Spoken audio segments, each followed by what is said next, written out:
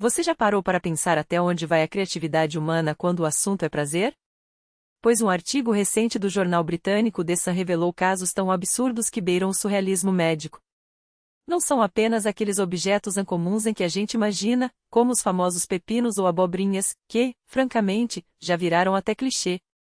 Estamos falando de uma coleção que parece mais um inventário de uma loja de variedades do que o conteúdo de um exame de emergência. Imagine a cena: um médico, com a expressão entre o espanto e o cansaço profissional, retira de um paciente nada menos que uma fita cassete. Sim, aquele objeto que seus avós usavam para gravar novelas. Ou então um frasco de café instantâneo, porque, claro, quem não acorda de manhã com vontade de um expresso retal? Tem também o clássico balão de spray de tinta, provavelmente escolhido por quem quis dar um toque artístico à experiência. E não para por aí, um estojo de óculos, com os óculos dentro, é lógico, porque fazer pelas metades, uma garrafa de refrigerante com gás. Será que o objetivo era mesclar prazer com efervescência, e até mesmo um faloimitador de proporções tão generosas que faz a Torre Ostankino parecer um palito de dente? Agora, pause por um segundo e imagine todos esses itens lado a lado sobre uma mesa de centro. Não é apenas bizarro, é uma declaração de que, quando se trata de explorar os limites do corpo, o ser humano não tem limites. Ou melhor, tem a anatomia. Mas isso claramente não intimida ninguém. Afinal, se a natureza não ofereceu, o supermercado ou a loja de ferragens suprem. E o mais impressionante: esses casos não são exclusividade dos britânicos. Duvido que algum país possa reclamar o título de a mais criativa nesse quesito. Mas falando em criatividade, vamos a outro tipo de espetáculo, o das eleições russas recentes. Você deve ter ouvido falar, talvez até tenha participado, votando ou sendo votado. O problema não são os votos em si, mas o circo que os precede. Os estrategistas políticos, esses verdadeiros artistas do absurdo, superam até os pacientes mais inventivos dos hospitais britânicos. Tomemos como exemplo a música que embalou um dos colégios eleitorais em Moscou, Ai Ai Ai, me apaixonei por um judeu. Cantada por uma mulher em trajes folclóricos russos, a letra deixava qualquer um se perguntando: a quem, exatamente, essa declaração de amor era dirigida? Entre os candidatos estavam Batachov, Sukhanov e Mikhailovsky. Qual deles seria o sortudo? Ou será que o objetivo era apenas testar os limites do bom gosto? Em outro episódio, no Altai, a baixa comparecimento nas urnas foi justificada de forma quase poética: o povo estava ocupado demais colhendo pinhas de cedro, que naquele ano caíram em quantidade recorde. Sim, porque nada impede a democracia como um bom ano para nozes. Mas o álibi mais genial veio de Diana Gurtiska. A cantora, cega desde o nascimento, presenteou o público com um jingle eleitoral de tirar o fôlego: eu escolho, e não tenho culpa, não vejo outros candidatos. A ironia! Ela cantava em apoio a Andrei Metelsky, candidato à Duma de Moscou. Agora, tente imaginar a reunião dos marqueteiros: Diana, querida, que tal uma música dizendo que você não enxerga as alternativas? É simbólico. É forte. É humilhante. A pergunta que fica é: quem, afinal, foi mais cego nessa história, a cantora ou os estrategistas que acharam boa ideia explorar sua deficiência para fazer propaganda? E como se não bastasse, ainda tivemos o clipe de Gufit Mati, uma ode a Moscou tão épica que estabeleceu um recorde mundial: 1 milhão de deslikes no YouTube. Um feito, sem dúvida, mas que faz a gente questionar: será que o objetivo era comemorar o dia da cidade ou testar a paciência do eleitorado? Entre drones, imagens deslumbrantes e letras que soavam mais como um manifesto de amor próprio do que como um hino cívico, o resultado foi um só: a internet explodiu. E não de admiração. O que tudo isso nos ensina?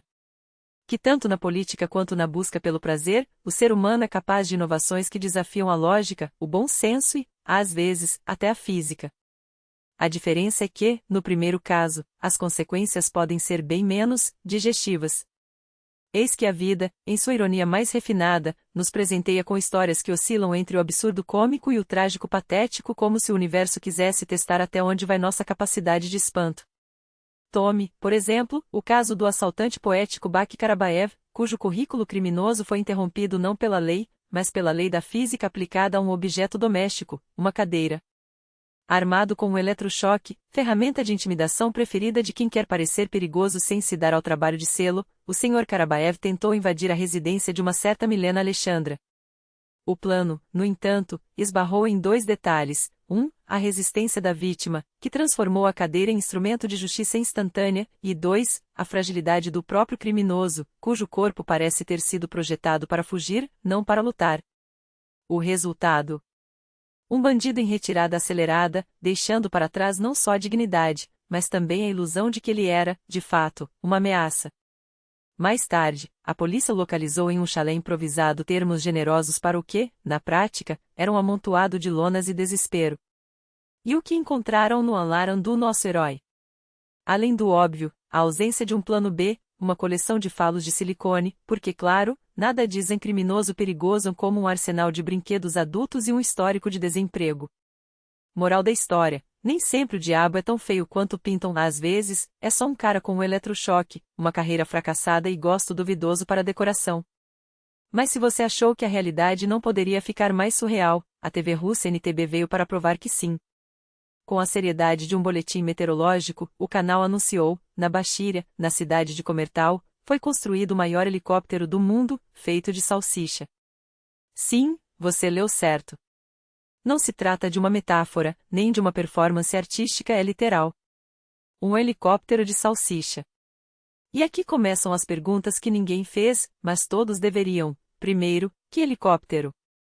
Porque, a menos que haja uma competição secreta global de aeronaves carnes, e, francamente, seria menos absurdo do que muita coisa que já vimos, não existe parâmetro para o maior. Segundo, por quê? Comertal não é conhecida por fábricas de helicópteros nem por indústrias de embutidos monumentais.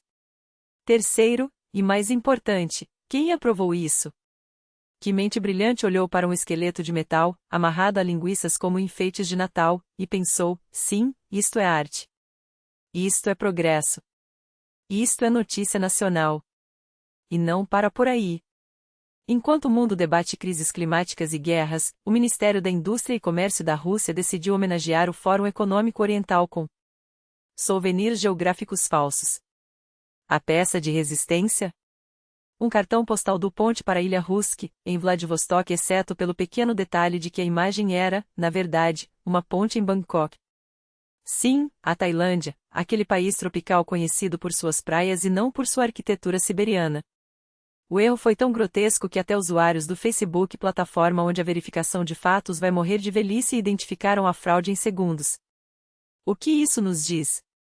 Que os responsáveis pela promoção da pátria operam no modo Ctrl+C, Ctrl+V, onde Ctrl significa controle zero. E não é de hoje. Todo 9 de maio, algum cartaz comemorativo exibe um T-34 que, na verdade, é um Tiger alemão, ou um soldado soviético com fisionomia suspeitamente ariana. Não é incompetência, é tradição. Fala-se pouco, mas a relação entre esporte e drogas é tão antiga quanto o próprio doping. E se há um lugar onde essas duas coisas se encontram com frequência alarmante, são as competições de resistência como a Vuelta à Espanha, onde ciclistas pedalam até o limite do corpo, e, às vezes, do bom senso.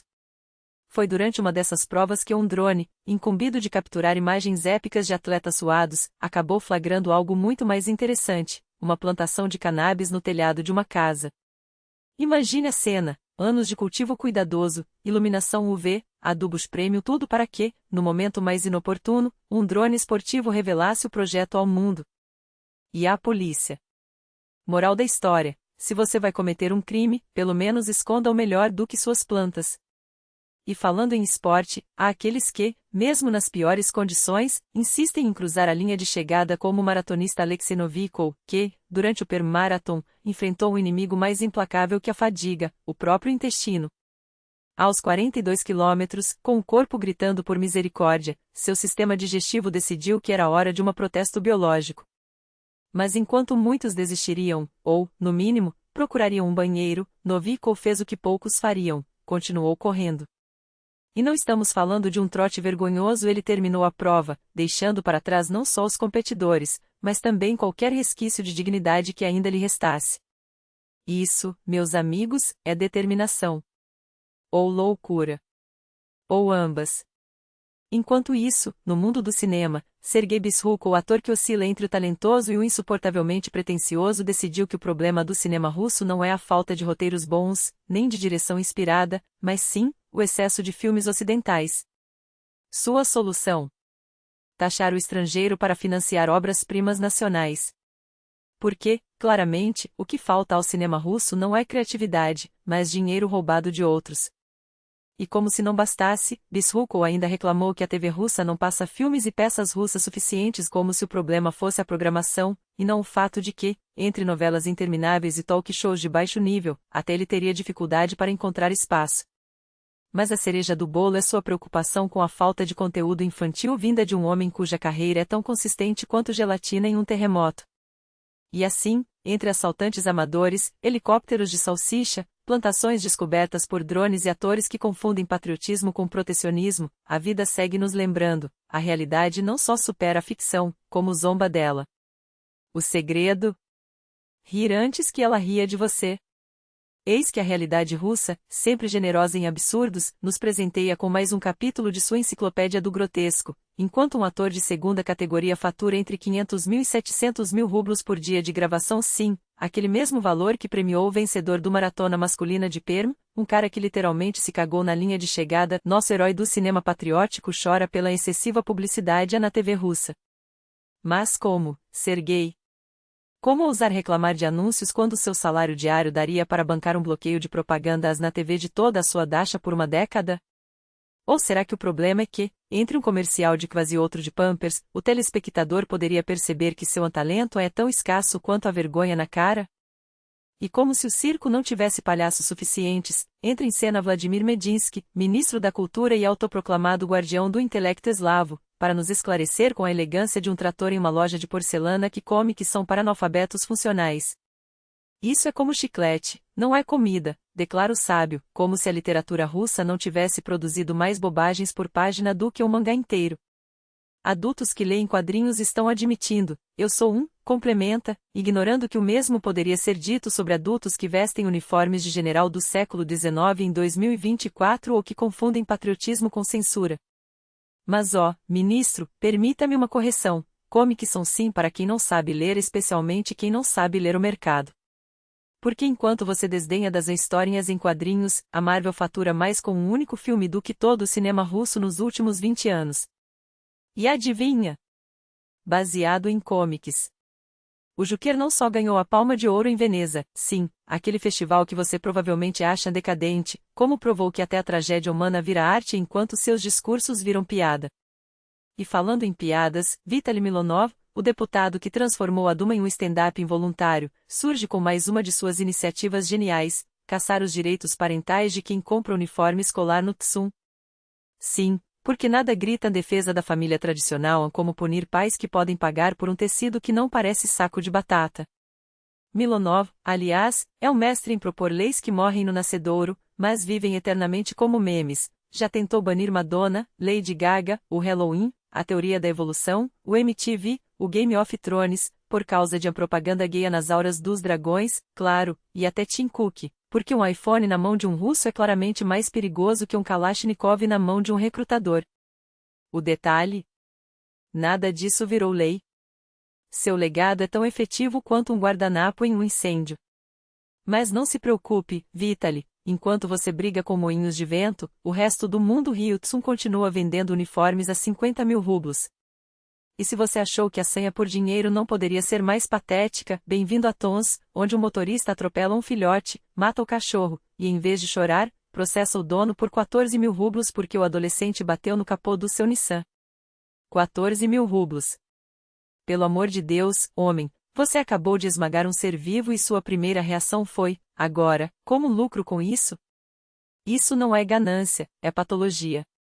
Mas calma, a justiça russa está de olho ou não? Em Kinki, 2 cidadãos exemplares esfaqueiam uma cadela em pleno dia, deixam o animal se arrastando em sangue, e ninguém é preso.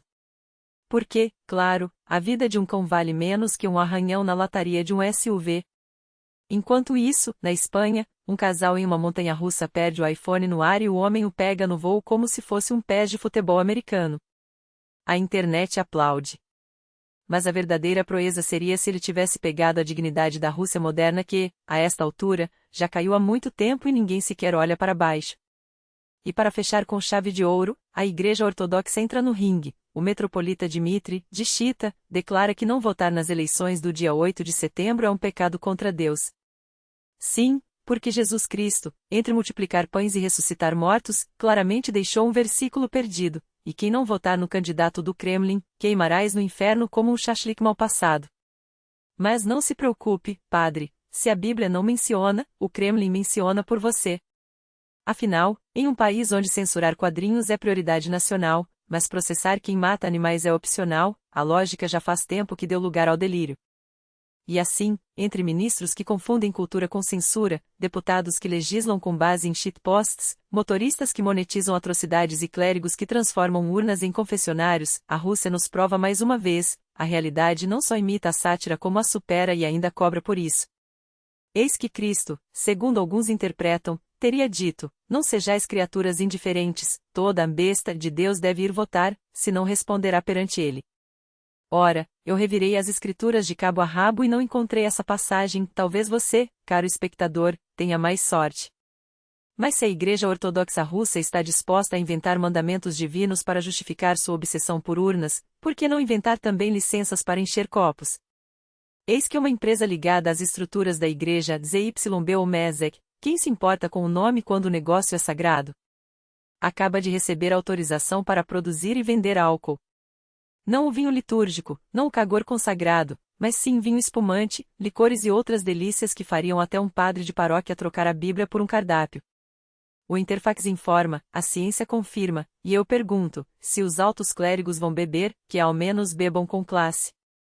Nada de vodka barata no copo de plástico, que seja um vinho decente, um espumante digno, algo que combine com a hipocrisia de luxo que eles tanto cultivam. Afinal, se Deus permitiu que Moisés transformasse água em vinho, quem somos nós para questionar quando a Igreja transforma a fé em lucro? Mas a Rússia não para por aí.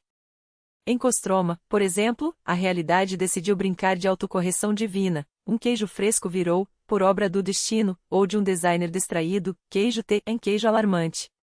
Não é sátira, não é performance art, é simplesmente a Rússia se revelando em toda a sua glória absurda. Um país onde até os laticínios carregam o peso da ansiedade existencial, onde um simples erro de impressão se transforma em metáfora perfeita, tudo aqui é alarmante, do queijo ao futuro. E não precisamos de Sorokin nem de Pelevin para inventar esse tipo de surrealismo, a vida russa faz isso sozinha, com uma eficiência que envergonharia até os maiores escritores do absurdo. E falando em absurdo, chegamos a Sochi, onde a crueldade burocrática atinge níveis olímpicos.